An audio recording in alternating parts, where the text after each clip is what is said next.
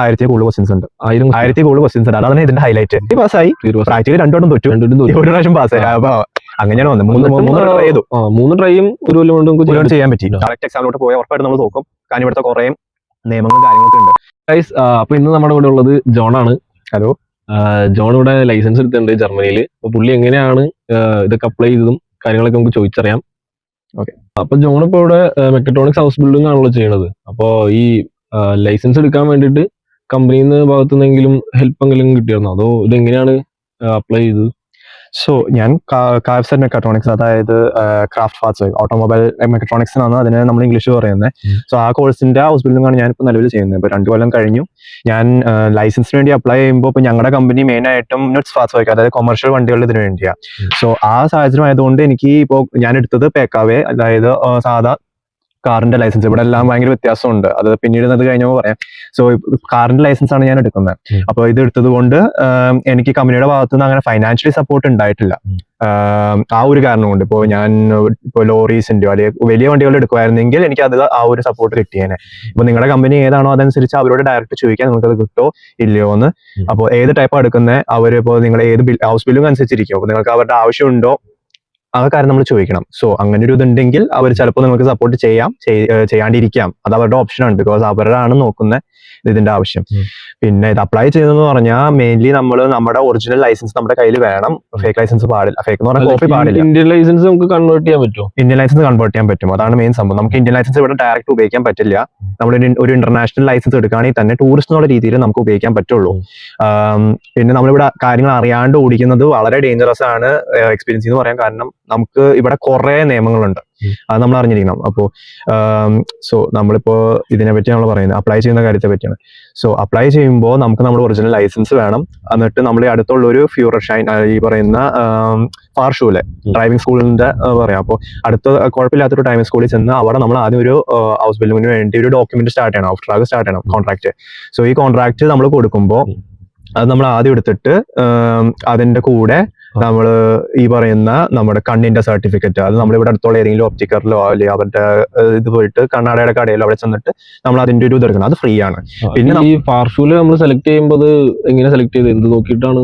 ഞാൻ നോക്കിയത് മെയിൻ ആയിട്ടും കുഴപ്പമില്ലാത്ത റിവ്യൂസ് ഉണ്ടോ, പിന്നെ എങ്ങനെയാണ് അവര് നമ്മൾ റെഗുലർലി കാണുന്നവരാണോ, പിന്നെ ഇവിടെ അത്യാവശ്യം കുഴപ്പമില്ലാത്ത ഒരു സെറ്റപ്പ് ഉണ്ടെങ്കിൽ ഞാൻ അങ്ങനെ നോക്കി. എനിക്ക് അങ്ങനെ ഒരു പ്രിഫറൻസ് ഉണ്ടായില്ല. ഞാൻ നോക്കിയപ്പോൾ എനിക്ക് ടൈം കുഴപ്പമില്ലാത്തൊരു ടൈം ഓഫീസ് ഓപ്പൺ ആവുന്ന രീതിയിൽ ഞാൻ പോകുന്നത്. കാരണം ആ ഒരു ടൈം നോക്കിയിട്ടാണ് ഞാൻ സെലക്ട് ചെയ്തത്. അപ്പൊ ഞാൻ ഡയറക്റ്റ് അവരോട് പോയി ചോദിച്ചു. ജർമ്മൻസ് ആണോ അതോ ഇംഗ്ലീഷ്? ജർമ്മൻസ് ആണ് മെയിൻലി. ഇപ്പൊ നമ്മുടെ സൈഡിൽ ജർമ്മൻസ് ആണ്. പീസ് ജർമ്മനി ആയതുകൊണ്ട് ഇവിടെ കൂടുതലും ജർമ്മൻ അറിഞ്ഞിട്ടാണ് സംസാരിക്കാൻ നമുക്ക് പറ്റുള്ളൂ. വെസ്റ്റിലാണെങ്കിൽ എനിക്ക് തോന്നുന്നു ഇംഗ്ലീഷ് അറിയാവുന്ന കുറെ പേരുണ്ട്. അപ്പൊ നമുക്ക് ഇംഗ്ലീഷിലായാലും അവരുമായിട്ട് നമുക്ക് സംസാരിക്കാൻ പറ്റുമായിരിക്കണം. ആ ഒരു ഇതുണ്ട്. സോ മെയിൻ സംഭവം ഈ ഒരു പ്രോസസ്സിൽ നമുക്ക് ആദ്യത്തെ 2-3 മാസം എടുക്കും നമ്മുടെ ഈ പറയുന്ന കോൺട്രാക്ട് കിട്ടാനും. ഈ കോൺട്രാക്ട് വെച്ചുകൊണ്ട് നമ്മൾ കണ്ണിന്റെ ഇതും പ്ലസ് നമ്മുടെ ഒരു പാസ്പോർട്ട് ഫോട്ടോ, ഇവിടുത്തെ പാസ്പോർട്ട്, നാട്ടിലത്തെ അല്ല, നമ്മുടെ മറ്റേ ടൈപ്പ് എയർപോർട്ടിൽ നമ്മൾ കൊടുത്ത ടൈപ്പ്, ഇവിടുത്തെ വിസയ്ക്ക് കൊടുത്ത ടൈപ്പ്, പ്ലസ് നമ്മുടെ ഒരു ഫസ്റ്റ് എയ്ഡിന്റെ ക്ലാസ്. അത് നമുക്ക് ഇവിടെ നമ്മുടെ റെഡ് ക്രോസ്, റോട്ടസ് ക്രോയ്സ് എന്ന് പറയും. അല്ലെങ്കിൽ വേറെ കുറെ ഓഫർ ചെയ്യുന്നുണ്ട്. മിക്കവാറും നിങ്ങളുടെ ഫാർഷൂലേക്ക് തന്നെ അറിയാൻ പറ്റും ഇത് വരുന്നത്. അതിന് ഏകദേശം 60-50 യൂറോ വരാം. പിന്നെ ചിലപ്പോൾ നിങ്ങളുടെ കമ്പനി തന്നെ നിങ്ങൾക്ക് ഓഫർ ചെയ്യായിരിക്കും ഫ്രീ ആയിട്ട്. അപ്പൊ അവരോട് നേരിട്ട് നിങ്ങൾ ചോദിക്കുകയാണെങ്കിൽ നിങ്ങൾക്ക് അത് സാധിക്കും. എന്തൊക്കെ കാര്യങ്ങളാണ് പോയിന്റ് ആയിട്ട്? പോയിന്റ് ആയിട്ട് നമ്മൾ സ്റ്റാർട്ടിങ്ങിൽ കോൺട്രാക്ട് എടുക്കണം. നമുക്ക് അടുത്തുള്ള ഒരു ഫാർഷൂലിൽ പോയിട്ട് കോൺട്രാക്ട് എടുക്കണം. കോൺട്രാക്ട് എടുത്തതിന് ശേഷം നമ്മൾ ഈ പറയുന്ന അതിന്റെ കൂടെ നമ്മുടെ ഒരു പാസ്പോർട്ട് സൈസ് ഫോട്ടോ, ഇവിടുത്തെ ജർമ്മൻ പാസ്പോർട്ട് സൈസ് ഫോട്ടോ, പിന്നെ ഒരു ഫസ്റ്റ് എയ്ഡിന്റെ കോഴ്സ് ചെയ്തതിന്റെ സർട്ടിഫിക്കറ്റ്, ഒറിജിനൽ സർട്ടിഫിക്കറ്റ്, പിന്നെ അതിന്റെ കൂടെ നമ്മുടെ കണ്ണിന്റെ അതും. ഹൗസ് ബിൽഡിംഗ് നമുക്ക് ഫസ്റ്റ് എയ്ഡിന്റെ കോഴ്സ് കിട്ടുന്നുണ്ടായില്ലേ? അത് നമുക്ക് പറയാൻ പറ്റില്ല. അത് ആ ഒരു ഫസ്റ്റ് എയ്ഡ് പോരാ. നമുക്ക് ഒഫീഷ്യലി ഒരു ഫസ്റ്റ് എയ്ഡിന്റെ ഹൗസ് ബിൽഡിംഗ് എന്ന് പറഞ്ഞ സംഭവം ഉണ്ട്. അതൊരു ദിവസത്തെ കോഴ്സാണ്. അത് നമുക്ക് അവിടെ ഓഫർ ചെയ്യുന്ന കുറെ ഗ്രൂപ്പുകളുണ്ട്. മെയിൻലി പറയുന്ന റെസ്ക്യൂ ഗ്രൂപ്പ്സും അവരൊക്കെ ചെയ്യുന്ന സംഭവമാണ്. ഫയർ വെയർ ചെയ്യായിരിക്കും, റോഡസ് ക്രോയ്സ് ചെയ്യായിരിക്കും. അതാരാ ചെയ്യുന്നത് അവരുമായിട്ട് ഡയറക്റ്റ് നമുക്ക് അവരുടെ വെബ്സൈറ്റിൽ കോഴ്സുകൾ കാണാൻ പറ്റും. അത് പോയി നമ്മൾ രജിസ്റ്റർ ചെയ്യണം. പിന്നെ ചിലപ്പോൾ നമ്മൾ രജിസ്റ്റർ ചെയ്യുന്ന ടൈമിൽ ഇച്ചിരി അങ്ങോട്ടും ഇങ്ങോട്ടൊക്കെ ഗ്യാപ്പുകളും കാര്യങ്ങളും വരാം. ചിലപ്പോൾ നമ്മുടെ ദിവസത്തിലെ സാധനം ഇതൊക്കെ ചിലപ്പോൾ ക്യാൻസൽ ആവാം, എന്നിട്ട് പോസ്റ്റ്പോണ്ട് ആവാം. നമ്മൾ വീണ്ടും അങ്ങനെ അപ്ലൈ ചെയ്തുകൊണ്ടിരിക്കണം. അപ്ലൈ ചെയ്യുന്നത് നമുക്ക് കോസ്റ്റ് ഇല്ല. നമ്മൾ ചെയ്ത് കഴിഞ്ഞിട്ടാണ് നമ്മൾ അതിന്റെ കാശ് കൊടുക്കുകയാണെങ്കിൽ തന്നെ. ഇത്രയും ഡോക്യുമെന്റ്സ് ആണ് നമുക്ക് ലൈസൻസ് എടുക്കാൻ ആവശ്യമായിട്ടുള്ളത്. പിന്നെ ഈ എക്സാം എങ്ങനെയാണ് ഡിവൈഡ് ചെയ്തേക്കണതൊക്കെ നമുക്ക് ചോദിച്ചു നോക്കാം. പറഞ്ഞോളൂ. ഓക്കെ. സോ ബേസിക്കലി നമ്മളിപ്പോൾ ഈ ഡോക്യുമെന്റ്സ് കിട്ടി കഴിഞ്ഞല്ലോ. ഈ 3 കാര്യങ്ങൾ നമ്മൾ കിട്ടി കഴിഞ്ഞാൽ ആദ്യം ചെയ്യേണ്ടത് നമ്മുടെ അടുത്തുള്ള ഫ്യൂറർ ഷൈൻ സ്റ്റെല്ലയിൽ ചെല്ലണം. അവിടേക്ക് നമ്മൾ ആദ്യം തന്നെ ഒരു ടെർമിൻ എടുക്കണം. അടുത്തുള്ള ഫ്യൂറഷൈൻ സ്റ്റെല്ല എന്ന് പറയും അതിനെ. ചിലപ്പോൾ നിങ്ങളുടെ സിറ്റികൾക്ക് 3 സിറ്റികൾക്കും ടെർമിൻ കിട്ടുന്ന അനുസരിച്ചായിരിക്കും വരുന്നത്. അതിനൊരു ടെർമിൻ എടുത്തിട്ട് നിങ്ങളവിടെ പോയി നിങ്ങളിത് മാറ്റാനാണെന്നുള്ള രീതിയിൽ അവര് കണ്ട് പറയണം. അപ്പൊ അവര് കുറച്ച് ഡോക്യുമെന്റ്സ് കാര്യങ്ങളൊക്കെ നിങ്ങളുടെ ഒറിജിനൽ പാസ്പോർട്ടും കൊണ്ടുപോകണം. നിങ്ങളുടെ ഡ്രൈവിംഗ് ലൈസൻസ് അത് നിങ്ങൾ കൊണ്ടുപോകണം. അത് അവരെ സബ്മിറ്റ് ചെയ്യേണ്ടി വരും. അവിടെ സബ്മിറ്റ് ചെയ്ത് കഴിഞ്ഞ് കഴിഞ്ഞാൽ നിങ്ങൾ അവിടെ പേയ്മെന്റ് അവരുടെ ഓഫീസിൽ പേയ്മെന്റ് ഉണ്ടോ എനിക്ക് തോന്നുന്നു 60 to 100 euro സംതിങ് ആ ഒരു ഇതുണ്ട്. പിന്നെ നിങ്ങളുടെ ഏരിയയിൽ അനുസരിച്ച് അത് വരുന്ന കോസ്റ്റ് മാറുമായിരിക്കും. നിങ്ങൾ അത് അന്വേഷിച്ചറിയണം. എനിക്ക് ഏകദേശം 60 to 100, എനിക്ക് എക്സാക്ട് ആയത് ഓർമ്മയില്ല, 60 to 100 എങ്ങാണ്ട് കിടക്കുന്നത്. സോ അത്ര കോസ്റ്റ് അവിടെ ആ ഒരു പ്രോസസ്സിങ്ങിന് വന്നു. ഈ ടെർമിനൽ എടുക്കാൻ കാര്യങ്ങളൊക്കെ നമുക്ക് ക്ലാസ് ഉള്ള ടൈമിലൊക്കെ നമുക്ക് അനുവദിക്കുവരും. ക്ലാസ് ഉള്ള ടൈമിൽ നമ്മൾ നേരത്തെ കുട്ടി പറയണം അങ്ങനെ ടെർമിനൽ എടുത്തിട്ടുണ്ടെങ്കിൽ മാക്സിമം ട്രൈ ചെയ്യുക. ഈ പറയുന്ന ക്ലാസ് ഇല്ലാത്ത ടൈമിൽ കിട്ടുമോ എന്ന്. കാരണം നമുക്ക് ടെർമിനൽ എടുക്കുമ്പോൾ ഓപ്ഷൻ ഉണ്ട്, ഏത് ടൈമിൽ എടുക്കണം എന്നുള്ളൊരു ഓപ്ഷൻ ഉണ്ട്. നമുക്ക് ഈ ടൈം തൊട്ട് വൈകുന്നേരമാണോ രാവിലെയാണോ ആ കാര്യമൊക്കെ നമുക്ക് എടുക്കാനുള്ള ഒരു ഓപ്ഷൻ ഉണ്ട്. അതും നോക്കാം. അങ്ങനത്തെ ഒരു ഓപ്ഷൻ വെച്ചിട്ട് നിങ്ങൾ എടുക്കുന്നതായിരിക്കും കുറച്ചുകൂടി നല്ലത്. അപ്പൊ മാക്സിമം ഇവർക്ക് ഡിസ്റ്റർബൻസ് വരാത്ത രീതിയിൽ നമ്മുടെ ഈ പറയുന്ന ഹൗസ് ബിൽഡിംഗ്സ് ബെറ്ററീവിനോ പറയുന്ന അവർക്കൊന്നും ഒരു പ്രശ്നമില്ലാത്ത രീതിയിൽ കമ്പനിയുള്ള ടൈമിൽ എടുക്കാൻ പറ്റില്ല അല്ലേ? കമ്പനിയുടെ ടൈം എടുക്കാൻ പറ്റും, അവരെ അറിയിക്കണം. അതാണ്. അപ്പൊ ആ ഒരു ഡിസ്റ്റർബൻസ് വരാണ്ടിരിക്കും. മാക്സിമം ട്രൈ ചെയ്യുക ആ ഒരു ടൈമിലല്ലാതെ കിട്ടുന്നത്. എന്നാ കിട്ടുന്നില്ലെങ്കിൽ അങ്ങനെ വരാണെങ്കിൽ, ഫോർ എക്സാമ്പിൾ നിങ്ങളുടെ ടെർമിൻ വരുന്നത് ഇങ്ങനെ ഒരു കമ്പനി ടൈമിലാണെങ്കിൽ സ്കൂളിന്റെ ടൈമിലാണെങ്കിൽ അവരെ നേരത്തെ അറിയിച്ച് അതനുസരിച്ച് ചെയ്യണം. അതാണ് മെയിൻ സംഭവം. എക്സാം എങ്ങനെയാണ് ഡിവൈഡ് ചെയ്തേക്കുന്നത്? ഇപ്പോൾ ഈ പറയുന്ന നമ്മുടെ ഇത് കഴിഞ്ഞാൽ നമ്മൾ സബ്മിറ്റ് ചെയ്ത് കഴിഞ്ഞാൽ എന്ന് വെച്ചാൽ നമ്മുടെ ഒരു ഈ പറയുന്ന ട്രാൻസ്ലേഷൻ ടൈം എടുക്കും. അത് നമ്മൾ അടുത്തുള്ള ട്രാൻസ്ലേഷൻ ചെയ്യേണ്ട അതോറിറ്റിക്ക് ആണ് പോകുന്ന സാധനം. അതെന്ന് പറഞ്ഞാൽ ഇവിടുത്തെ നമ്മുടെ ഇത് ഒറിജിനൽ ആണോ ഇതാണോ അറിയാൻ നമ്മുടെ ലൈസൻസ് എന്തെങ്കിലും അഡ്വാൻറ്റേജ് ഉണ്ടോ? അതായത് ഇപ്പോൾ കൺവേർട്ട് ചെയ്തു വെച്ച് നമുക്ക് ഇവിടുത്തെ സാധാരണ ആൾക്കാർ ലൈസൻസ് എടുക്കുന്നതും നമ്മൾ കൺവേർട്ട് ചെയ്തെടുക്കുന്നതിലും തമ്മിൽ എന്തെങ്കിലും വ്യത്യാസം എന്ന് വെച്ചാൽ നമുക്ക് കുറെ കാര്യങ്ങൾ സ്കിപ്പ് ചെയ്യാൻ പറ്റും. ഫോർ എക്സാമ്പിൾ നമ്മൾ ഡയറക്റ്റ് ഇവിടേക്ക് ഇത്ര തിയറി ക്ലാസ് അറ്റൻഡ് ചെയ്യണം, ഇത്ര പ്രാക്ടിക്കൽ ക്ലാസ് ചെയ്യണം എന്നുള്ളൊരു നിയമമുണ്ട്. അത് നമുക്ക് വരില്ല. അതാണ് അതിന്റെ ഏറ്റവും വലിയ ബെനിഫിറ്റ്. നമുക്ക് കുറെ ക്ലാസ് അങ്ങനെ കട്ട് ചെയ്യാം. ഡയറക്റ്റ്ലി നമുക്ക് തിയറി എക്സാമിനും പോകാൻ പറ്റും. അതിനുശേഷം സാധാരണ എടുക്കണേക്കാളും നമുക്ക് ലൈസൻസ് കുറഞ്ഞു കിട്ടും. അതാണ് അതിന്റെ ഏറ്റവും വലിയ ലാഭം. നമുക്ക് കോസ്റ്റ് കുറഞ്ഞു കിട്ടും, സമയവും കുറഞ്ഞു കിട്ടും എത്ര എടുക്കുന്നതെന്ന്. പിന്നെ നമ്മുടെ കഴിവനുസരിച്ചിരിക്കും എത്ര വേഗം നമ്മൾ പിടിച്ചെടുക്കുന്നു, അല്ലെങ്കിൽ എത്ര നല്ലോണം നമ്മൾ വണ്ടി ഓടിക്കുന്നതനുസരിച്ചാണ് നമുക്ക് അത്രയും പെട്ടെന്ന് കിട്ടുന്നത്. പിന്നെ എത്ര എക്സ്പീരിയൻസ് ഇല്ല, നമുക്ക് ഷോർട്ട് ഇല്ലെങ്കിൽ നമ്മൾ ക്ലാസ്സുകൾ അറ്റൻഡ് ചെയ്യണം കുറച്ചുകൂടി നല്ലത്. നമുക്കുള്ള ഓപ്ഷൻ ഉണ്ട്. സോ ഇത് നമ്മൾ ഈ മെയിൻ സംഭവം ട്രാൻസ്ലേഷൻ ചെയ്യുമ്പോൾ 2-3 ആഴ്ചക്കുള്ളിൽ ട്രാൻസ്ലേഷൻ നടക്കണം നോർമലി. ഇപ്പൊ ഒരു 6 ആഴ്ച വരെ വെയിറ്റ് ചെയ്യുക. അത് കഴിഞ്ഞിട്ട് ഒരു റെസ്പോൺസ് വന്നിട്ടില്ലെങ്കിൽ ഈ പറയുന്ന ഫ്യൂറസ്റ്റൈനിലോട്ട് നിങ്ങൾ ഇമെയിൽ അയക്കുക. അപ്പോൾ അവരതനുസരിച്ച് പറയും. ചിലപ്പോൾ കാരണം ഇവിടെ കുറച്ച് ലാഗിങ് ഉണ്ട് ആ ഒരു കാര്യത്തിൽ. ബ്യൂറോക്രസി കാരണം കുറച്ച് ലാഗിങ് വരുന്നുണ്ട് ഈ പറയുന്ന ഡോക്യുമെന്റേഷന്റെ പ്രോസസ്സിങ് കാര്യങ്ങളൊക്കെ. അപ്പോൾ അങ്ങനെ ഇച്ചിരി ഡിലേ കാണുവാണെങ്കിൽ ഒരു 6 ആഴ്ച കഴിഞ്ഞിട്ട് വന്നിട്ടില്ലെങ്കിൽ നിങ്ങൾ ഡയറക്റ്റ് ഒരു ഇമെയിൽ അയക്കുക.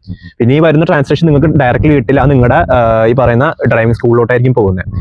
അതിനുശേഷം നിങ്ങൾക്ക് അവര് തിയറിക്കുള്ള ഡോക്യുമെന്റ്സ് തരും. നിങ്ങൾക്ക് ക്ലാസ് അറ്റൻഡ് ചെയ്യണമെങ്കിൽ അറ്റൻഡ് ചെയ്യാം, വേണ്ടെങ്കിൽ വേണ്ട. അങ്ങനെ ട്രാൻസ്ലേഷൻ പ്രോസസ്സിൽ കംപ്ലീറ്റ് സ്റ്റാർട്ട് ചെയ്യണമെങ്കിൽ നമ്മൾ ക്ലാസ്സുകൾ അറ്റൻഡ് ചെയ്യണം എന്നൊരു ഇതുണ്ട്. ഇത്ര 9-10 ക്ലാസ്സുകൾ നമ്മൾ എന്തായാലും ഈ ക്ലാസ്സസ് എങ്ങനെ ഡിവൈഡ് ചെയ്തേക്കണം? അതായത് അത് ഓരോരോ കാര്യങ്ങൾ അവർ പഠിപ്പിക്കുന്ന തിയറി ബേസിസിലുള്ള കാര്യങ്ങളാണ്.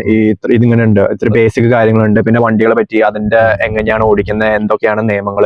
പിന്നെ ഇവിടെ മെയിൻ ആയിട്ടും കുറെ ഇങ്ങനെ സോണുകളുണ്ട്. ഇത്ര സ്പീഡ് ഓടിക്കാൻ പാടുള്ളൂ. ചില കാര്യങ്ങൾ സ്പീഡ് പറയത്തില്ല. ചില കാര്യങ്ങൾ കാണുമ്പോൾ തന്നെ നമ്മൾ സ്പീഡ് കുറയ്ക്കണം. അങ്ങനെ ഒരു സിറ്റിക്ക് അകത്ത് ഇത്ര സ്പീഡ്, സിറ്റിക്ക് പുറത്ത് ഇത്ര സ്പീഡ്, അങ്ങനെ കുറെ നിയമങ്ങളുണ്ട്. ഇതിങ്ങനെ ക്ലാസിന്റെ ടൈമിംഗ് എങ്ങനെയാണ്? അത് സാധാരണ വൈകുന്നേരങ്ങളിലാണ് ക്ലാസ് എടുക്കുന്നത്. ഇപ്പൊ ഇവിടുത്തെ സ്കൂളുകളൊക്കെ വൈകുന്നേരമാണ് എടുക്കുന്നത്. അത് ചിലപ്പോൾ മാറുമായിരിക്കും, ഇങ്ങനെ റീജിയൻ ടു റീജിയൻ. അപ്പൊ നമുക്ക് അത് ഫാർഷൂലിൽ നേരിട്ട് നമ്മൾ ചോദിച്ചറിയണതാണ് നല്ലത്. അപ്പൊ ക്ലാസ് അറ്റൻഡ് ചെയ്യേണ്ട നിങ്ങൾക്ക് ഡയറക്ട്ലി തിയറി എക്സാം ചെയ്യണമെങ്കിൽ അതും ചെയ്യാം. പക്ഷെ നിങ്ങൾ ഇതിന്റെ ആപ്പ് ഉണ്ട്, അപ്പൊ അത് ഡൗൺലോഡ് ചെയ്തിട്ട് ഇതിന്റെ ക്വസ്റ്റ്യൻസ് പ്രാക്ടീസ് ചെയ്ത് ചെയ്യണം. എനിക്ക് ഏകദേശം 3-4 മാസം എടുത്തു. അതിനുശേഷം ഞാൻ ഒരു അപ്ലൈ ചെയ്തിട്ട് എനിക്ക് ഫസ്റ്റ് ട്രയൽ തന്നെ കിട്ടി ദേവഗിരി. അതുകൊണ്ട് കുഴപ്പമുണ്ടായില്ല. ഫസ്റ്റ് ട്രയൽ തന്നെ തിയറി കിട്ടി. നമുക്ക് 30 ചോദ്യങ്ങളുണ്ട്. അതിൽ നിന്ന് തിയറി പിന്നെ പ്രാക്ടിക്കൽ അങ്ങനെയാ. Theory separate. തിയറി നമ്മൾ ആദ്യം ചെയ്ത് കഴിഞ്ഞാൽ നമുക്ക് 30 ചോദ്യങ്ങളുണ്ട്. മെയിൻ സംഭവം 30 ചോദ്യങ്ങളുടെ ഇത്ര പോയിന്റ്സ് ഉണ്ട്. അതിൽ നമ്മൾ 10 പോയിന്റ് കുറയാൻ പാടില്ല. അങ്ങനെയാണ് എന്ന് പറഞ്ഞാൽ കംപ്ലീറ്റ് ചോദ്യങ്ങളുടെയും പോയിന്റുകൾ വ്യത്യാസമുണ്ട്. നമ്മൾ 10 പോയിന്റ് കുറയാൻ പാടില്ല, പോകാൻ പാടില്ല. ഈ 30 ക്വസ്റ്റ്യൻ നമുക്ക് നേരത്തെ ഒരു ബുക്സും കാര്യങ്ങളൊക്കെ തന്നിട്ടുണ്ടാവും. എന്തോരം ക്വസ്റ്റ്യൻസ് നമ്മൾ പഠിച്ചിട്ടുണ്ട്? ഏകദേശം 1000 കൂടുതൽ ക്വസ്റ്റ്യൻസ് ഉണ്ട്. 1000 കൂടുതൽ ക്വസ്റ്റ്യൻസ് ഉണ്ട്. അതാണ് ഇതിന്റെ ഹൈലൈറ്റ്. എന്നിട്ട് നമ്മൾ ഈ 1000 കൂടുതലുള്ള ക്വസ്റ്റ്യൻസ് 30 ചോദ്യങ്ങൾ വരും. എന്നിട്ട് 30 ചോദ്യങ്ങളിൽ നിന്ന് എനിക്ക് തോന്നുന്നു നമ്മള് ഓരോ ക്വസ്റ്റ്യൻസിന്റെ മാർക്ക് വ്യത്യാസം. ചിലത് 2 മാർക്കിന്റെ, ചിലത് 5 മാർക്കിന്റെ, ചിലത് 3, 2, 4. അപ്പൊ ഈ വലിയ പോയിന്റ്സിന്റെ ക്വസ്റ്റ്യൻസ് നമ്മൾ കുറച്ച് മിസ് ഔട്ട് ചെയ്യുകയാണെങ്കിൽ നമ്മൾ തോക്കും. അങ്ങനെയാണ്. നമ്മൾ ചിലപ്പോൾ നമ്മൾ 25 ശരിയാക്കും, എന്നാലും നമ്മൾ നോക്കും. ചിലപ്പോൾ നമ്മൾ 20 ശരിയാക്കും, അപ്പൊ നമ്മൾ അങ്ങനെ അത് മാറി തന്നെ. 30 ഓൺ ആവറേജ് എനിക്ക് തോന്നുന്നു നമ്മൾ 10 പോയിന്റ് കുറയാൻ പാടില്ല ഈ 30 ചോദ്യങ്ങളിൽ. ഒരു 2-3 ക്വസ്റ്റ്യൻ തെറ്റിച്ച് കഴിഞ്ഞാൽ തോറ്റു. 3 വലിയ ക്വസ്റ്റ്യൻസ് തോന്നുകയാണെങ്കിൽ നമ്മൾ തോക്കും. അങ്ങനെയുണ്ട്. നമ്മൾ 27 ചെയ്യും, പക്ഷെ 3-5 മാർക്കിന്റെ ക്വസ്റ്റ്യൻ നോക്കുകയാണെങ്കിൽ തോറ്റു. അതാണ് എന്റെ പ്രത്യേകത. സോ ആ കാര്യം നമ്മൾ നോക്കണം, ശ്രദ്ധിക്കണം. പിന്നെയും നമുക്ക് എടുക്കണമെങ്കിൽ കോസ്റ്റ് വീണ്ടും ഇപ്പൊ നമ്മൾ ഇതിന് കൊടുത്ത അതനുസരിച്ചിരിക്കും. എനിക്ക് തോന്നുന്നു ഏകദേശം 100 ട്രാൻസ്ലേഷന്റെ ഭാഗം 220 വന്നു. പിന്നെ ഈ ഒരു തിയറി എക്സാം എഴുതുന്നതിന് 100 കൂടുതൽ വരും, 100-150 വരും കോസ്റ്റ് സംതിങ്. അത് നമ്മുടെ ഇവിടുത്തെ എക്സ്ട്രാ അടിച്ചാൽ പിന്നെ നമുക്ക് ട്രൈ ചെയ്യാൻ പറ്റും. നമുക്ക് അടുത്ത ടർമിംഗ് കിട്ടുന്ന പിന്നെ ടർമിംഗ് കിട്ടുമ്പോൾ നമുക്ക് ഇച്ചിരി ഡിലേസ് ഇവിടെ വരും. കാരണം അവരുടെയും ഇത് ചെയ്യണം, നമ്മുടെ ടൈമിങ്ങും അവരുടെ ടൈമിങ്ങും ഒക്കെ നോക്കണം. അത് നമുക്ക് ചൂസ് ചെയ്യാൻ പറ്റും. അത് ആഴ്ചയിൽ 2-3 പ്രാവശ്യമൊക്കെ നടക്കുന്നതാണ്. പിന്നെ ഇതിന് ശേഷം നമ്മൾ ഈ പറയുന്ന ഡ്രൈവിങ്ങിന് പോകണം, ഡ്രൈവിംഗ് ക്ലാസ്സുകൾക്ക് പോകണം. ഞാൻ പറയുന്നത് നമ്മൾ ഡയറക്റ്റ് എക്സാമിലോട്ട് പോയാൽ ഉറപ്പായിട്ട് നമ്മൾ നോക്കും. കാരണം ഇവിടുത്തെ കുറേ നിയമങ്ങളും കാര്യങ്ങളൊക്കെ ഉണ്ട്. ഞാനൊരു 5-6 വട്ടം നോർമൽ സാധാ ഇവിടെ സിറ്റിക്ക് പുറത്തുള്ള സാധാ ഡ്രൈവിംഗ് ചെയ്തിട്ടുണ്ട്. അതിനുശേഷം ഈ പറയുന്ന സ്പെഷ്യൽ ആയിട്ടുള്ളതുണ്ട്, രാത്രി ഉള്ളത്. പിന്നെ ഈ പറയുന്ന ഒരു സിറ്റിന്ന് വേറെ സിറ്റിയിലോട്ട് ഇങ്ങനെ സാധാ വഴി കൂടെ പോണത്, അതിന് യുബർലാൻഡ് ഫാർട്ട് എന്ന് പറയും. അതെന്ന് പറഞ്ഞാൽ നമുക്ക് കൺട്രി സൈഡ് വഴി പോണത്. പിന്നെ ഔട്ടോബാൻ ഫാർട്ട്, അതായത് എക്സ്പ്രസ് ഹൈവേ ഇവിടത്തെ ഉള്ളത്. അവിടെ എന്ന് പറയുമ്പോൾ നമുക്ക് അൺലിമിറ്റഡ് സ്പീഡാണ്. അപ്പൊ അത് നമുക്ക് ചാടി കയറി അങ്ങനെ തോന്നാതെ ഓടിക്കാൻ പറ്റില്ല. മെയിൻ സംഭവം ഇവിടെ നമ്മൾ അതിലോട്ട് കയറുമ്പോഴും ഇറങ്ങുമ്പോഴും നമ്മൾ സ്പീഡ് കീപ്പ് ചെയ്യണം. പിന്നെ നമ്മൾ ഈ പറയുന്ന മാതിരി ഇങ്ങനെ പ്രശ്നങ്ങൾ ഉണ്ടാക്കാൻ പാടില്ല. ചില സ്ഥലങ്ങളിൽ നമ്മൾ ഇത്രയൊക്കെ ഉള്ള സ്പീഡിൽ പോകണം. പിന്നെ ഈ ഓവർടേക്ക് ചെയ്യുമ്പോഴും ഓരോന്നൊക്കെ ശ്രദ്ധിക്കണ്ടേ. സൈക്കിൾ ഓവർടേക്ക് ചെയ്യുമ്പോൾ അത് ഭയങ്കര ഇമ്പോർട്ടന്റ് ആണ്. നമ്മളിപ്പോ സൈക്കിൾ ഓവർടേക്ക് ചെയ്യാൻ പറ്റില്ലെങ്കിൽ ഇത്ര മീറ്റർ സ്പേസ് വെക്കണമെന്ന് പറയുന്നത്. പിന്നെ ആൾക്കാർ കുറെ പേര് ഫോളോ ചെയ്യാറില്ല അത്. പിന്നെ പക്ഷെ പോലീസിന്റെ ഫ്രണ്ടിലോ അല്ലെങ്കിൽ പറയുന്നത് ഇതിന്റെ ആളുകളുടെ ഫ്രണ്ടിൽ വന്ന് വെട്ടാ നമുക്ക് ഫൈൻ കിട്ടും. പിന്നെ നമ്മൾ ഈ ഇതേ ചെയ്യണം അതനുസരിച്ച്. ഫോർ എക്സാമ്പിൾ നമ്മൾ പഠിച്ചുകൊണ്ടിരിക്കുമ്പോൾ നമുക്ക് മിസ്റ്റേക്ക് വന്നാലും ഫൈൻ കിട്ടും.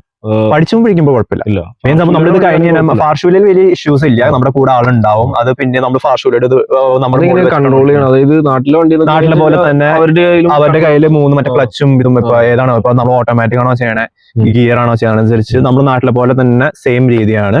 പിന്നെ വ്യത്യാസം വെച്ചാൽ ഈ പറയുന്ന നിയമങ്ങളും കാര്യങ്ങളും മാറുന്നു, ശരിക്കും മാറുന്നു. പിന്നെ നമ്മൾ റൈറ്റിന് പകരം ലെഫ്റ്റ് നമ്മുടെ ഇത് സ്റ്റിയറിംഗ് വരുന്നത്. പിന്നെ ഇവിടെ റൈറ്റ് ആണല്ലോ പോകുന്ന ആൾക്കാർ. നമ്മുടെ നാട്ടിൽ ലെഫ്റ്റ് പോകണ കോമൺവെൽത്തിലല്ലോ വരും. ആ ഒരു വ്യത്യാസവും നമ്മൾ കാണുന്നുണ്ട്.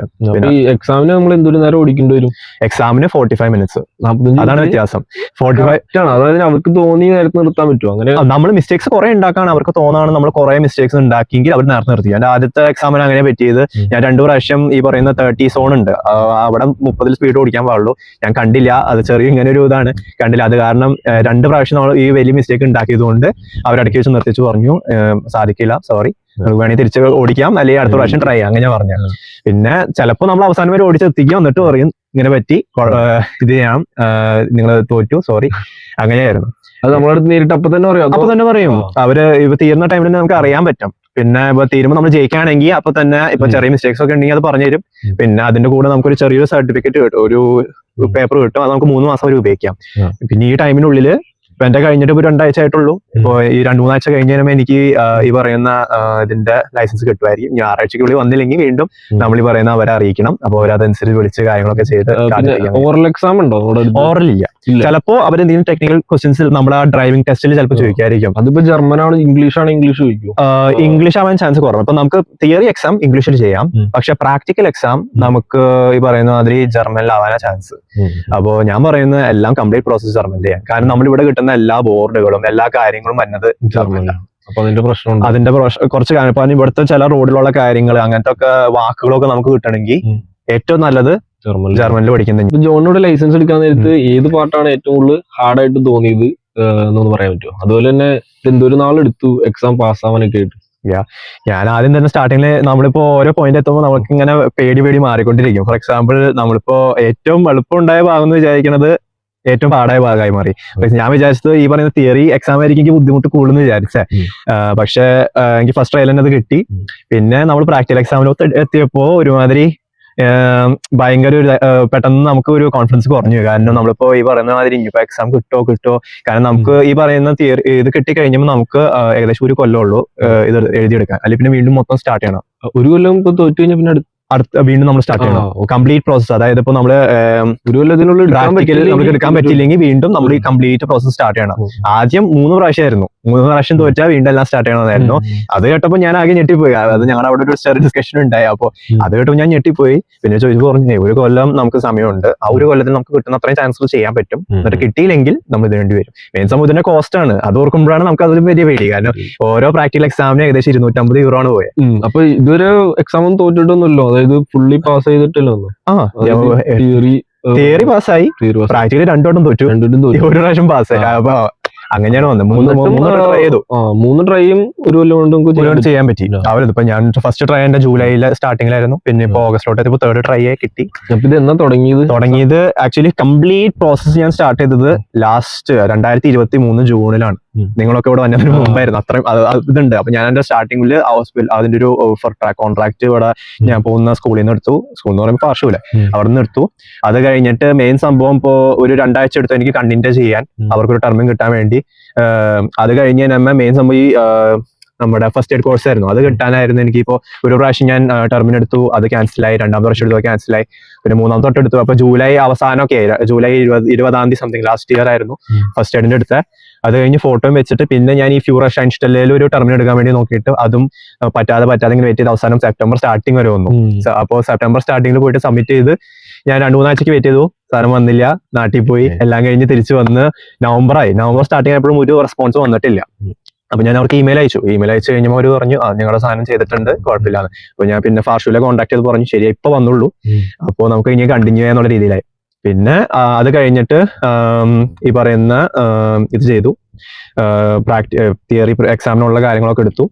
തിയറി ഏകദേശം 2 മാസം 3 മാസം പഠിച്ച് ഫെബ്രുവരി അവസാനം എനിക്ക് ഒരു ടർമിങ് കിട്ടി തിയറി എക്സാമിന്. അത് നമ്മൾ അവിടെ സ്ഥലം അനുസരിച്ച് പോയി എഴുതി പാസ്സായി. ഫസ്റ്റ് ട്രയൽ തന്നെ പാസ്സായി. പിന്നെ അത് കഴിഞ്ഞിട്ടുള്ള ഓരോ ആഴ്ചയിലും 1-2 ക്ലാസ് വെച്ച്, അല്ലെങ്കിൽ ഒരു ക്ലാസ് ഓരോ ആഴ്ച എന്നുള്ള രീതിയിൽ വെച്ച് നമ്മൾ പ്രാക്ടിക്കൽ ചെയ്തു. പിന്നെ ഒരു പ്രാവശ്യം ഔട്ട് ഓഫ് ബാൻ ചെയ്തു, കുഴപ്പമില്ല. അതിനുശേഷം ജൂലൈ ഫസ്റ്റിലോട്ട് ഡിഫിക്കൽട്ട് ആയിട്ട് തോന്നിയത് പ്രാക്ടിക്കൽ തന്നെയാണ്. കാരണം എന്ന് പറയുമ്പോൾ നമ്മൾ ശരിക്കും ഇപ്പൊ ഈ പറയുന്ന വന്ന പ്രൂഫ് അനുസരിച്ചിരിക്കും. മറ്റേത് തിയറി എന്ന് പറയുമ്പോൾ നമുക്ക് എല്ലാ ചോദ്യങ്ങളും നമ്മൾ കറക്റ്റ് ആയിട്ട് ഉത്തരം പറയുകയാണെങ്കിൽ നമുക്ക് പാസ് ആവാൻ പറ്റും. മറ്റേത് ഈ വന്ന ആൾ എങ്ങനെയാണ് ഒരു മിസ്റ്റേക്കിനെ കാണുന്നത്. ചിലവര് കുറച്ചുകൂടി എന്റെ ആദ്യത്തെ 2 പ്രാവശ്യം വന്നത് ഇച്ചിരി പ്രായമായിട്ടുള്ള ആളാണ് പുള്ളിക്കാരൻ എന്ന് പറയുമ്പോൾ എല്ലാ മിസ്റ്റേക്സ് 2 വട്ടം നടക്കുമ്പോൾ പുള്ളിക്കാരൻ്റെ ശരിക്കും ഈസി ആയിട്ട് ചെയ്യാൻ പറ്റും. എന്റെ ഭാഗത്തുനിന്നുള്ള തെറ്റാണ് ഞാൻ 2 പ്രാവശ്യം ചെയ്തത്. അത് നമുക്ക് ചെയ്യാൻ പറ്റില്ല. നമുക്ക് അയാൾ പറഞ്ഞിട്ട് കാര്യമില്ല, ഞാനാണ് മിസ്റ്റേക്സ് ഉണ്ടാക്കിയത്, ഞാനാണ് അതിന്റെ കുറ്റക്കാരൻ. അയാൾ പറയണതാ, കാരണം അത് നോർമലാണ്. പിന്നെ അത് കഴിഞ്ഞിട്ട് 3ാമത്തെ പ്രാവശ്യം വന്നത് കുറച്ചുകൂടി യൂത്തനായിട്ടുള്ള പുള്ളിക്കാരനാണ്. പുള്ളിക്കാരൻ അത്ര ഇതില്ല. പിന്നെ പുള്ളിക്കാരൻ ചെയ്തത് ഔട്ട് ഓഫ് ബാൻ പാർട്ടാണ് ചെയ്തത്. കാരണം ആദ്യത്തെ 2 എന്ന് പറയുമ്പോൾ ഈ സിറ്റിക്ക് പുറത്ത് അകത്തുനിന്നുള്ള റീജിയൻസിലുള്ള കറക്കമാണ്. അതെന്ന് പറയുമ്പോൾ നമുക്ക് പെട്ടെന്ന് സ്പീഡ് വ്യത്യാസവും കാര്യങ്ങൾ പെട്ടെന്ന് ഇങ്ങനെ 30, 50, 70, 100 അങ്ങനെയുള്ള വ്യത്യാസമുണ്ട്. ഔട്ട് ഓഫ് ബാൻ ആകുമ്പോൾ നമുക്ക് പാഞ്ഞങ്ങൾ പോയാൽ മതി, വേറെ ഇഷ്യൂസ് ഒന്നുമില്ല. അങ്ങനെയായിരുന്നു. ടോട്ടൽ കോസ്റ്റ് ആദ്യം തൊട്ട് ഇപ്പൊ 2 പ്രാവശ്യം എഴുതിയില്ല. ടോട്ടൽ കോസ്റ്റ് ഈ 3 പ്രാവശ്യം എഴുതിയത് കൊണ്ട് ഭയങ്കരമായിട്ട് കൂടിയ. ഇപ്പൊ എനിക്ക് ഇതുവരെ കംപ്ലീറ്റ്ലി 1900 euro ആണ് ഏകദേശം വന്നിട്ടുള്ളത്. കാരണം കുറച്ച് വേറെ സൈഡ് കോസ്റ്റുകളൊക്കെ വരുമല്ലോ. ഈ സ്കൂളിൽ മാത്രം കൊടുത്തത് 1805 euro. ഇനിയിപ്പോ ഞാൻ ഫസ്റ്റ് ട്രയലിന് പ്രാക്ടിക്കൽ പാസ് ആവായിരുന്നെങ്കിൽ എനിക്ക് 1100 സംതിങ് വന്നിട്ടുള്ളൂ. 1100 അല്ലെങ്കിൽ 1300 സംതിങ് യൂറോസ്, അതായത് 1,30,000. ഇപ്പൊ എന്തായാലും പാസ്സായി. ആ ഒരു സമാധാനത്തിൽ ഇരിക്കുന്നത്. കാരണം നോർമലി ഇവിടെ പറയുന്നത് 2000 to 4000 ആണ് പറയുന്നത്. അപ്പൊ ഈ ഹൗസ് ബിൽഡിംഗ് ചെയ്തുകൊണ്ടാണ് നമുക്ക് ഇത്രയും കുറച്ച് കിട്ടണത്? അതോ അല്ല, അങ്ങനെ ഒരു വ്യത്യാസമില്ല. നമ്മൾ നോർമൽ എടുക്കുന്ന രീതി തന്നെയുള്ള കോസ്റ്റുകളായിരിക്കും വരുന്നത്. നമ്മൾ ഈ പറയുന്ന പെർ ക്ലാസ്സിനുള്ള കോസ്റ്റുകളൊക്കെ ഏകദേശം കണക്കാണ്. ഈ പറയുന്നത് നമ്മൾ അതിപ്പോ ട്രാൻസ്ലേഷൻ ആണോ ചെയ്യണത് നോക്കുക. അവർ ആ ഒരു വ്യത്യാസമില്ല നമ്മൾ ഹോസ്പിറ്റലിൽ കൂടെ ചെയ്യണത്. അപ്പൊ യൂട്യൂബിലൊക്കെ ചിലർ 4000 euro ആയി എന്നൊക്കെ പറയുന്നത് തോറ്റ് എടുക്കണോണ്ടായിരിക്കും. തോറ്റതിന്റെ മാത്രമല്ല, അത് നമുക്ക് അങ്ങനെ പറയാൻ പറ്റില്ല. തോറ്റതാണോ, ചിലവർ എക്സ്ട്രാ പ്രാക്ടീസ് എടുക്കും, ചിലവർ ഈ തിയറി ക്ലാസ് ഒക്കെ അതിനും പൈസ വരും. ഒബ്വിയസ്ലി വരും. കാരണം ഒരു ക്ലാസ്സിനൊക്കെ 55 euro ഒക്കെ വരുന്നത് ക്ലാസ്സിന്. പിന്നെ വേറെ കോസ്റ്റുകൾ പിന്നെ റീജിയൻ അനുസരിച്ച് മാറും. ആൾക്കാർ എടുക്കുന്ന ഇതനുസരിച്ച് ഇപ്പൊ കുറച്ചുകൂടി വലിയ സിറ്റികളിലൊക്കെ കോസ്റ്റ് ഒരുപാടായിട്ട് കൂടും. കാരണം അവർക്ക് അപ്പോയിന്റ്മെന്റ്സും ഇതൊക്കെ കിട്ടണമെങ്കിൽ ബുദ്ധിമുട്ടാണ്. ആ ഒരു കാര്യങ്ങൾ നമ്മൾ നോക്കണം. അതാണ് മെയിൻ സംഭവം കോസ്റ്റിനെ തീരുമാനിക്കുന്നത്. പിന്നെ ഒരിക്കലും ഞാൻ പറയണത് നമ്മൾ ക്രേസിന് വേണ്ടി ചാടി കയറി എടുക്കരുത്. കയ്യിൽ എപ്പോഴും നമ്മളൊരു നല്ലൊരു എമൗണ്ട് മിനിമം ഒരു 1500 euros മാറ്റി വെച്ചിട്ട് വേണം ഇതിനു വേണ്ടി ഇറങ്ങാൻ. അല്ലെങ്കിൽ നമ്മൾ പ്ലാൻ ഔട്ട് ചെയ്ത് കാര്യങ്ങൾ ചെയ്യണം. അല്ലെങ്കിൽ നമുക്കത് പണി കിട്ടും. അതാണ് ഞാൻ പറയുന്നത്. ഇപ്പൊ നമുക്ക് വേറെ മിനി ജോബോ അല്ലെങ്കിൽ പറയുന്ന കാശ് ഉണ്ടെങ്കിൽ തന്നെ നമ്മുടെ ഹൗസ് ബില്ലിൽ നിന്ന് മാറ്റി വെച്ച് മിനിമം ഒരു 1500 വെച്ച് സേഫ് ആയിട്ട് വെക്കുക. എന്നിട്ട് വേണം ഇതിനെ ഇറങ്ങാൻ. ലൈസൻസ് എടുത്തു കഴിഞ്ഞാൽ ഇപ്പൊ എന്ത് തോന്നുന്നു? എങ്ങനെ ഈ ഒരു ജേണി എങ്ങനെ ഉണ്ടായിരുന്നു? ഈ ജേർണിയുടെ ഇങ്ങനെ പല അപ്സും ഡൗൺസ് ഉണ്ടായി. നോർമലി ഞാൻ ഒരു പോയിന്റ് എത്തിയപ്പോ ഒരു പ്രാവശ്യം 2 പ്രാവശ്യം തോറ്റാൻ വിചാരിച്ചു, ദൈവം ഇനിയിപ്പോ ഞാൻ ഇങ്ങനെ പോയി തോറ്റ് എന്ന് പറഞ്ഞാൽ നമുക്ക് ആ ഒരു ഇത് വരില്ല. കാരണം മെയിൻ ഈ കാശിന്റെ കാര്യം, തോക്കണ കാര്യം ഓർക്കുമ്പോൾ നമുക്ക് ഇങ്ങനെ ഒരു ഇത് വരും. വേറെ ബാങ്ക്രപ്റ്റായി പോവില്ല, കാര്യം അങ്ങനെ എല്ലാം പ്ലാൻ ചെയ്തിട്ടാണ് ചെയ്തത്. പക്ഷെ എന്നാലും നമുക്ക് ഉള്ളിലൊരു പേടി അത് നമ്മളുണ്ടാവും. പക്ഷെ പാസ്സായി കഴിഞ്ഞ ഒരുമാതിരി ഫ്രീഡം ഒരു ഇതാണ് അതിന്റെ ഒരു സംഭവം. കാരണം എന്ന് വെച്ചാൽ നമുക്ക് ഇവിടെ കാർ ഉണ്ടെങ്കിൽ അല്ലെങ്കിൽ വണ്ടി ഓടിക്കാനുള്ള ഒരു ഇതുണ്ടെങ്കിൽ നമുക്ക് ഭയങ്കര ഫ്രീഡം ആണ് അത്. ജോബ് കിട്ടാനൊക്കെ കുറെ എളുപ്പമായിരിക്കില്ലേ? അത് നമ്മുടെ ഈ ജോബ് അനുസരിച്ചിരിക്കും. ഇപ്പോ നമ്മുടെ ജോബിൽ ഇപ്പൊ കുറെ യാത്ര ചെയ്യണം. ഇപ്പൊ നമ്മൾ കാർ എടുത്ത് ഒരാളെ പോയി സഹായിക്കും. ഫോർ എക്സാമ്പിൾ നഴ്സുമാർക്ക് ചില ഒരു മറ്റേ ടൈപ്പ് വീടുകൾ പോയി ചെയ്യുന്നവരുണ്ടല്ലോ. അങ്ങനത്തെ ഒക്കെ വർക്ക്സിന് നമുക്ക് കയ്യിൽ ഇതുണ്ടെങ്കിൽ അതൊരു ഭയങ്കര വലിയൊരു ബെനിഫിറ്റ്. കാറിനെങ്കിൽ പിന്നെ അതായത് ഇപ്പൊ ദൂരെയാണ് ഇപ്പൊ കമ്പനിയെങ്കിൽ യാത്ര ചെയ്യാൻ എളുപ്പമാണ്, കുറെ ടൈം ലാഭിക്കാൻ പറ്റും. കാരണം ഇവിടുത്തെ എനിക്ക് തോന്നുന്നു ട്രെയിൻ സിസ്റ്റത്തേക്കാളും കുറച്ച് നല്ലൊരു റോഡ് സിസ്റ്റം തന്നെയാണ് ഞാൻ പ്രിഫർ ചെയ്യുന്നത്. പ്രത്യേകിച്ച് ഈ ഔട്ടോബാൻ ഉള്ളത് കൊണ്ട് തന്നെ നമുക്ക് വളരെ ഫാസ്റ്റ് ആയിട്ട് നമുക്ക് ഇഷ്ടമുള്ള സ്ഥലങ്ങളിൽ എത്താൻ പറ്റും. കാരണം ഇവിടെ നാട്ടിലെ പോലെ അല്ലേ, ഇപ്പൊ നമ്മള് ചെറിയൊരു വീതിയുള്ള ഒരു റോഡിൽ തന്നെ നമുക്ക് 100 പായാൻ കൂടെ അത് അലൗഡാണ് ഇവിടെ. മെയിൻ സംഭവം നമ്മൾ ഏത് റീജിയനാണെന്നുള്ളൂ. എന്നാലും നമുക്കൊരു എന്തോ അച്ചീവ് ചെയ്തൊരു ഫീലിംഗ് ആണ്. അതുകൊണ്ട് കുഴപ്പമില്ലാതെ നമ്മളൊരു ഹാപ്പി ഫീലിംഗ്. കാരണം അതൊക്കെ അത്ര എളുപ്പമല്ല കിട്ടുന്നത്. കാരണം ഇവിടുത്തെ ആൾക്കാർക്ക് പോലും എനിക്ക് തോന്നുന്നു ഒരു 3-4 വട്ടം ട്രൈ ചെയ്യണം. ഫസ്റ്റ് ട്രയൽ തന്നെ തിയറി കിട്ടുന്നത് തന്നെ 50% പേര് തോക്കാണ് ഇവിടെ. ആ കാര്യം അങ്ങനെയൊക്കെ ഓർക്കുമ്പോൾ നമ്മൾ എല്ലാം കഴിഞ്ഞ് നമ്മൾ നോക്കുമ്പോൾ നമ്മളൊരു നല്ലൊരു ജേർണി ആയിരുന്നു, ഒരു ട്രൈ ആയിരുന്നു. കാരണം കുറെ കോസ്റ്റ് ചെയ്തു നമ്മൾ. കാരണം നമ്മൾ ഹൗസ് ബിൽഡിംഗ് ആണല്ലോ ചെയ്യുന്നത്, നമുക്ക് അങ്ങനെ അഫോർഡ് ചെയ്യാൻ പറ്റില്ല. കോസ്റ്റ് ചെയ്തു, എന്നാലും നമ്മൾ അങ്ങനെ ഇതായത് പോയില്ല. അപ്പൊ ഇതിന് ലൈസൻസ് എടുക്കാൻ വേണ്ടി നിൽക്കുന്നവരോട് പ്രത്യേകിച്ച് എന്തെങ്കിലും പറയാനുണ്ടോ? പ്രത്യേകിച്ച് പറയാനുള്ളത് ഞാൻ നേരത്തെ പറഞ്ഞതുപോലെ തന്നെ ചാടി കയറി എടുക്കാണ്ടിരിക്കുക. നമുക്കൊരു ആഗ്രഹം റേസ് ഉണ്ട്. ഞാൻ തന്നെ ഹോബി ആയിട്ട് എടുക്കുന്ന ഒരാളാണ്. നിങ്ങൾക്ക് ഹോബി ഉണ്ടെങ്കിൽ നിങ്ങൾ പ്ലാൻ ഔട്ട് ചെയ്യുക. കാരണം നമ്മൾ ഇവിടെ ഇതായി പോരുത്, ആ ഒരു അവസ്ഥ വരരുത്. നമുക്ക് കാരണം കാശ് ഇതിന് കോസ്റ്റ് ഉണ്ട്. നമ്മളെല്ലാം തീരുമാനിച്ചിട്ട് എല്ലാം ഇത് ചെയ്തിട്ട് വേണം. പിന്നെ നിങ്ങളുടെ റീജിയൻസിൽ എങ്ങനെയാ ഈ പറയുന്ന പാർഷ്യലിനോട് ചോദിച്ചാൽ എന്താണ് കാര്യങ്ങളൊക്കെ എന്ന് നിങ്ങളത് ചോദിച്ചറിഞ്ഞിട്ട് വേണം ഇതിനിറങ്ങാൻ. പിന്നെ ഇത് കഴിഞ്ഞിട്ട് മെയിൻ സംബന്ധം ചാടി കയറി ഒന്നും ചെയ്യാണ്ടിരിക്കുക. അതാണ്. ഇത് കഴിഞ്ഞിട്ട് കാറൊക്കെ എടുക്കാനുള്ള ഓപ്ഷൻസ് നമുക്ക് അവൈലബിൾ ആണ് ഇപ്പൊ ഈ പറയുന്ന വെബ്സൈറ്റുകൾ വഴി. അതിനും കാശൊക്കെ നമ്മൾ കീപ്പ് ചെയ്ത് ചെയ്യുക. ലീസിങ്ങും കാര്യങ്ങൾക്ക് വേണ്ടി ഇറങ്ങാണ്ടിരിക്കുക മാക്സിമം. അവിടെ കാശ് അഫോർഡ് ചെയ്യാൻ. കാരണം ഇത് ലീസിങ്ങും ഈ പറയുന്ന ഫട്രാവൊക്കെ എന്ന് പറയുമ്പോൾ 2-3 കൊല്ലങ്ങൾ ഇതേ ആയിരിക്കും. ചിലപ്പോൾ നമുക്ക് ഇപ്പൊ തോന്നും രസമായിരിക്കുമെന്ന്, പിന്നീട് ഇത് കഴിഞ്ഞ ഹൗസ് ബിൽഡിംഗ് കഴിഞ്ഞാൽ ജോലി കണ്ടെത്താൻ സമയം എടുക്കുകയാണെങ്കിൽ ഈ പറയുന്ന ലീസിംഗ് ഒക്കെ പണി കിട്ടും. കാരണം നമുക്ക് ഇവിടെ ഒരു പ്രാവശ്യം നമ്മുടെ ക്രെഡിറ്റിന് എന്തെങ്കിലും പറ്റാണ്, നമ്മൾ ഈ പറയുന്ന മാതിരി ലോൺ എടുത്ത് അടയ്ക്കാൻ പറ്റാത്തൊരു അവസ്ഥ വരാണെങ്കിൽ പിന്നീട് അങ്ങോട്ട് ബാധ്യത കൂടി വരും. ആ ഒരു അവസ്ഥ വരരുത്. അപ്പോൾ വാങ്ങണമെങ്കിൽ തന്നെ തൽക്കാലം ഫസ്റ്റ് ഒരു സെക്കൻഡ് ഹാൻഡ് വണ്ടി കുഴപ്പമില്ലാത്ത രീതിയിൽ നോക്കാം. ഞാനിപ്പോ നോക്കി ആ ഒരു വണ്ടി സെർച്ച് ചെയ്തുകൊണ്ടിരിക്കുന്ന ടൈമിലാണ്. ഇപ്പൊ തന്നെ ചാടിക്കറി വാങ്ങില്ല, 3-4 മാസം 5 മാസം കഴിഞ്ഞ് നമ്മൾ എടുക്കുന്ന രീതിയിൽ പ്ലാൻ ചെയ്യുന്നത്. ഒരു 5000 യൂറോയ്ക്ക് താഴെയൊക്കെ കുഴപ്പമില്ലാത്ത ഇങ്ങനെ ഉപയോഗിച്ച് എന്ന് പറഞ്ഞാൽ കുഴപ്പമില്ലാത്തൊരു ഡിസ്റ്റൻസ് പോയിട്ടുള്ള വണ്ടി. പിന്നെ നമ്മൾ വർക്കിംഗ് മെക്കാട്രോണിക് ഒക്കെ ആയതുകൊണ്ട് ചെറിയ മിസ്റ്റേക്സ് ഉണ്ടെങ്കിൽ നമുക്ക് എല്ലാം ചെയ്ത് തീർക്കാവുന്നുള്ളൂ. മെയിൻ സംഭവം അതാണ് ഞാൻ പറഞ്ഞ ചാടി കയറി ഒന്നും ചെയ്യാണ്ടിരിക്കുക. ലൈസൻസ് എടുക്കാൻ പോണവർക്ക് നല്ല ഇൻഫർമേഷൻസ് കിട്ടിയെന്ന് വിചാരിക്കുന്നു. അപ്പോൾ thank you John for the valuable time. കുഴപ്പമൊന്നുമില്ല. അപ്പോൾ നമുക്ക് നെക്സ്റ്റ് വീഡിയോയില് കാണാം. പിന്നെ എന്തെങ്കിലും ഡൗട്ടും കാര്യങ്ങളും ഉണ്ടെങ്കിൽ ജസ്റ്റ് കമന്റ് ചെയ്താൽ മതി. Okay, bye. നിങ്ങൾക്ക് കൈ വേന എടുക്കണ്ട, അത് കൈ ഇങ്ങനെ അയച്ചിട്ട് നേരെ അയക്കുക. കട്ട് ചെയ്ത്